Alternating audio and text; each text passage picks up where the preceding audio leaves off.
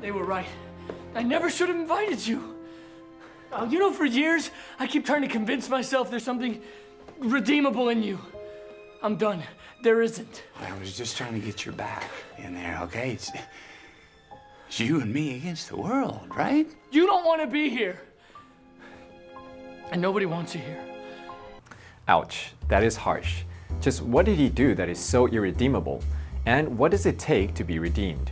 Join us on our latest Cinephile episode to find out, and be sure to visit our Funday website for more.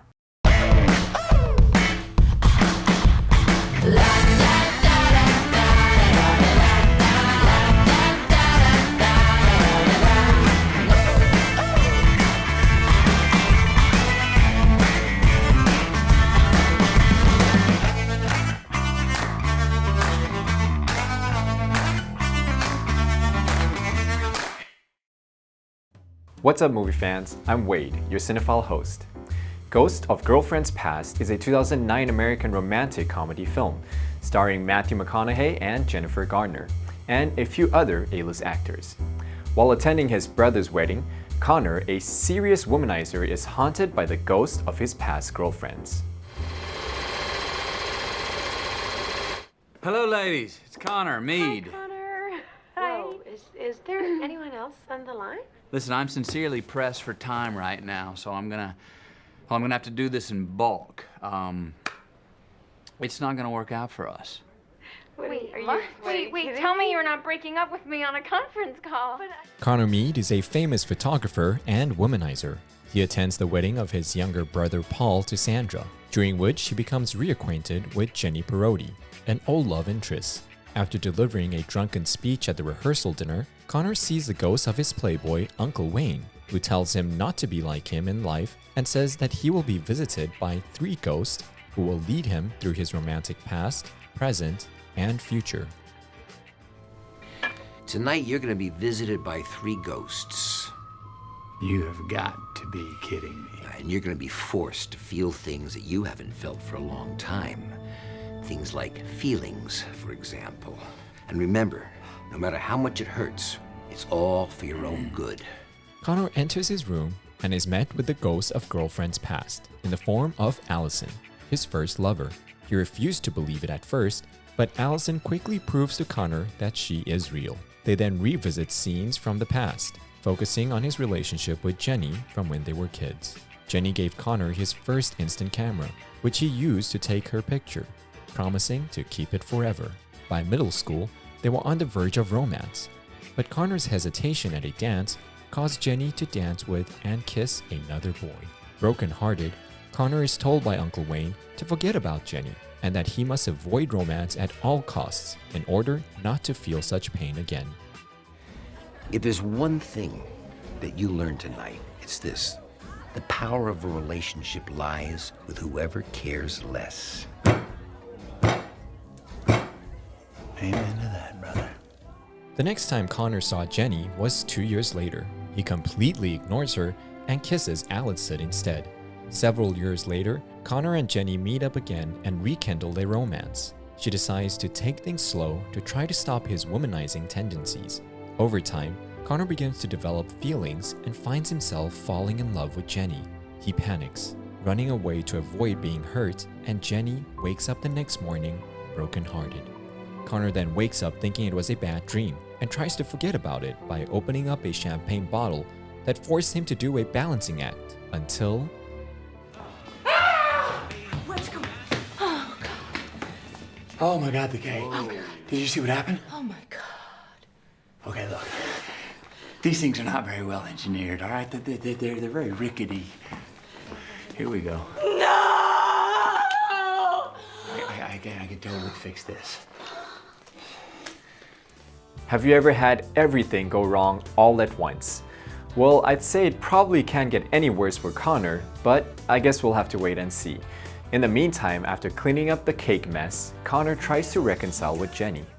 I know I dropped the ball before, but I've changed, I swear. No, you haven't. No, I have. Jenny, I'm seeing things in a whole different way tonight. I love you, I think. I mean, I always have. Jeff, you're the one I was supposed to be Wait, with. Connor, stop it. Just, I hear what you're saying, and I think right now you actually believe it. Yeah. But I know you. Tomorrow morning I'll wake up. You won't be there. Jenny rejects him, so Connor tries running away from his problems and is confronted by the ghosts of girlfriends present, in the form of his assistant, Milani. They walk back into the house and Connor sees the others making fun of his shallow lifestyle, but Paul expresses hope that he will change someday. I know he seems like a joke to you guys, and trust me, y'all have fair points, but that guy is the only family I've got. And if there's one thing family does, it is believe against all odds in the best of each other. Connor is touched by his words. One of the bridesmaids then make a hurtful comment about Jenny without realizing she was behind her. Jenny hides away out of embarrassment, but Brad comes along to comfort her. Connor is upset that they are becoming closer, but Milani slaps him and transports him to his former lovers, where they are discussing his lack of empathy. He walks out of the apartment confused and is greeted by Uncle Wayne. Why do all these women hate me? No, I don't hate them. Women love to be screwed. They just don't like to be screwed over. I know it's annoying.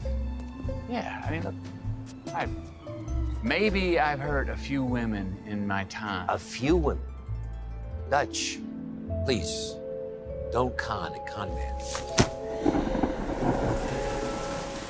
After finishing speaking with Uncle Wayne, Connor returns to the house only to find a distressed Sandra, who was informed about Paul sleeping with one of the bridesmaids early on their relationship, information that came from Connor. Connor attempts to mend the situation, but only made it worse. So Paul tells him to leave. Right after, he is confronted by the ghost of girlfriend's future, who takes him forward in time to see that Jenny marries Brad, while Paul remained alone.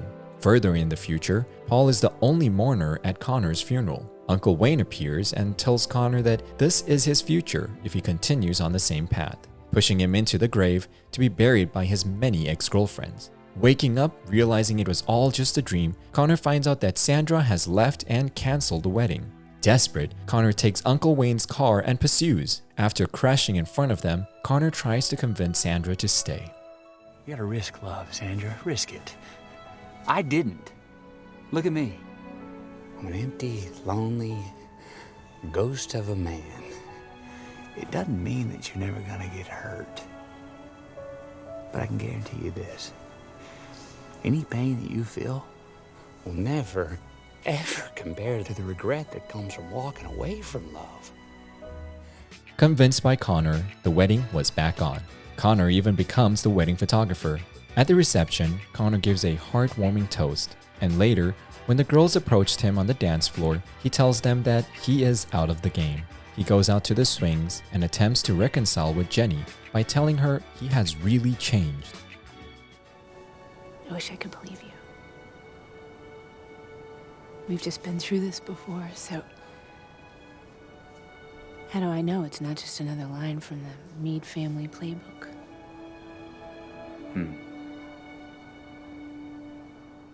Connor pulls out a picture he's carried all these years in his wallet, proving that he always loved Jenny. They kiss and slow dance in the snow. In the end, it all came together. Some may say it's impossible to change within such a short space of time, but I'd argue if you ever encountered ghosts that could show you what the future would look like, it would be pretty life-changing, just as it was for Connor. 接下来我们来揭晓今天电影迷就爱找麻烦 Ghosts of Girlfriend's Past 要学什么。